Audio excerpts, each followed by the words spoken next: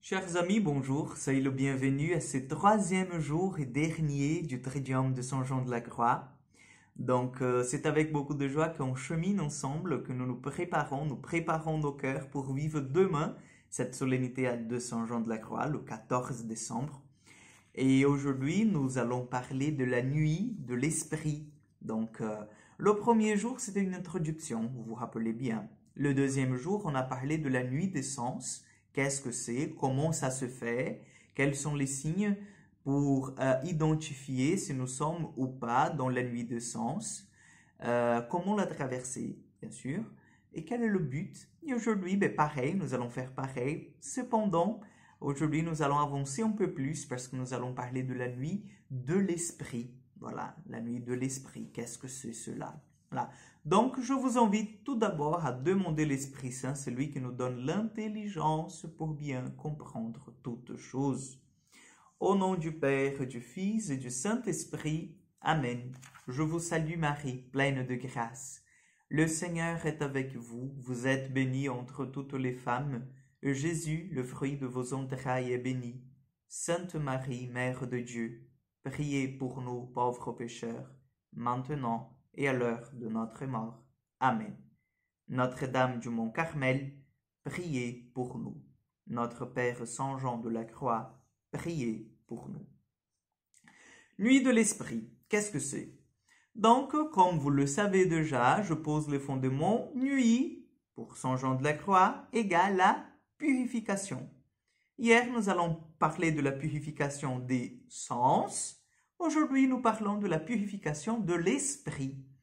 Alors, la purification de l'esprit, si vous avez bien compris là, nous avons les trois couches de l'être humain, les trois cercles concentriques selon Jean de la Croix. Aujourd'hui, nous arrivons vraiment, chers frères et sœurs, au deuxième cycle concentrique qui va agir dans l'intelligence, la mémoire et la volonté. Donc, les trois facultés que nous avons, les trois puissances de l'esprit que nous avons et que font que nous soyons ce que nous sommes. Donc, cette purification, elle sera plus radicale que la purification des sens. Pourquoi? Parce qu'elle va vraiment être un peu plus âpre. La première purification, elle se centrait sur notre relation avec le Seigneur. Vous vous rappelez que je vous ai donné l'exemple du chapelet, l'exemple de la méditation de la parole, quand on sent plus le goût et tout ça.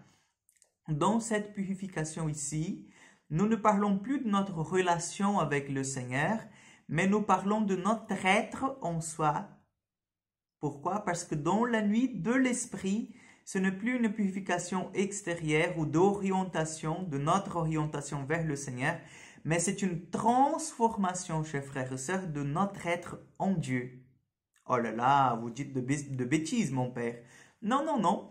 Le Seigneur, justement, il veut que nous soyons de Dieu, mais pas de Dieu par essence, parce que ça, c'est pas possible. Nous ne sommes pas Dieu depuis le principe, mais Dieu veut que nous soyons unis à lui, chers frères et sœurs. Et là, dans le terme de Saint Jean de la Croix, les termes, si vous voulez, le vocabulaire de Jean de la Croix, la déification, elle se donne par participation à la vie de la Trinité. C'est beau ça. Et c'est le destin de tous les saints, de tous les baptisés, c'est d'être Dieu par participation, non par essence. Vous voyez, l'essence, on est né en être humain, nature humaine. Mais par participation, parce que Dieu a voulu que nous soyons associés à sa nature divine, il nous déifie, donc il nous transforme. Et là, chers frères et sœurs, vous allez voir en fait que nous devons passer par cette purification parce que nous sommes encore pris par la réalité, par exemple, du péché. Dieu ne vient pas détruire notre nature humaine, c'est pas ça, ce n'est pas en dépit de la nature humaine que nous serons de Dieu, non. Dieu il vient la perfectionner avec sa nature divine. Et donc, la perfection divine, elle exige 100% une renonce du péché et à tout ce qui est mal.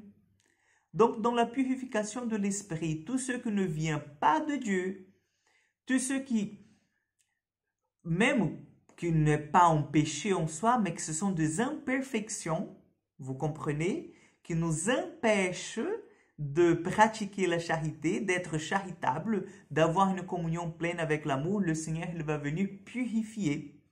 Donc, il agit vraiment, chers frères et sœurs, dans notre intelligence, dans notre mémoire et dans notre volonté.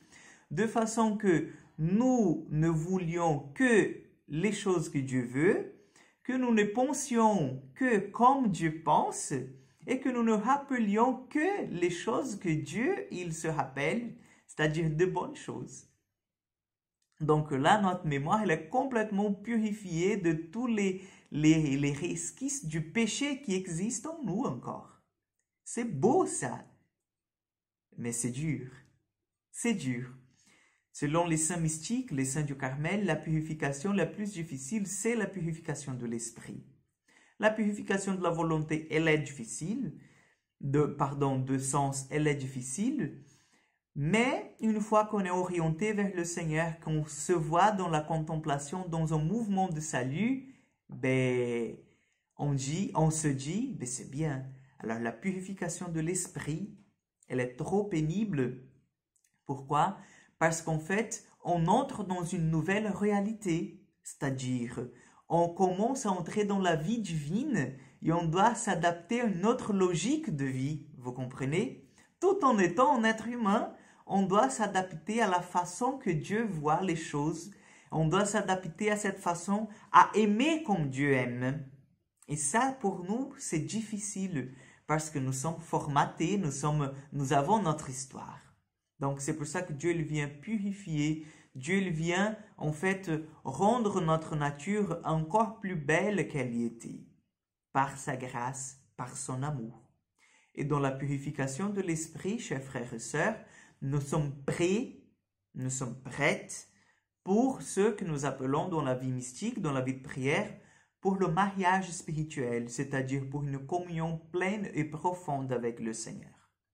Donc, demandons au Seigneur que cette purification qui est radicale, mais qui est essentielle pour notre vie, qu'elle se donne dans notre vie aussi, et que nous puissions être debout, que nous puissions l'accepter, que nous ne puissions pas fuir de cette purification qui va nous aider à nous unir à celui qui nous aime et à celui que nous aimons, que c'est le Seigneur notre Dieu. Amen. Je vous invite à fermer vos yeux et nous allons faire cette dernière prière à Saint Jean de la Croix. Prends-moi, Seigneur, dans la richesse divine de ton silence, plénitude capable de tout combler en mon âme. Fais taire en moi ce qui n'est pas toi, ce qui n'est pas ta présence toute pure, toute solitaire, toute paisible.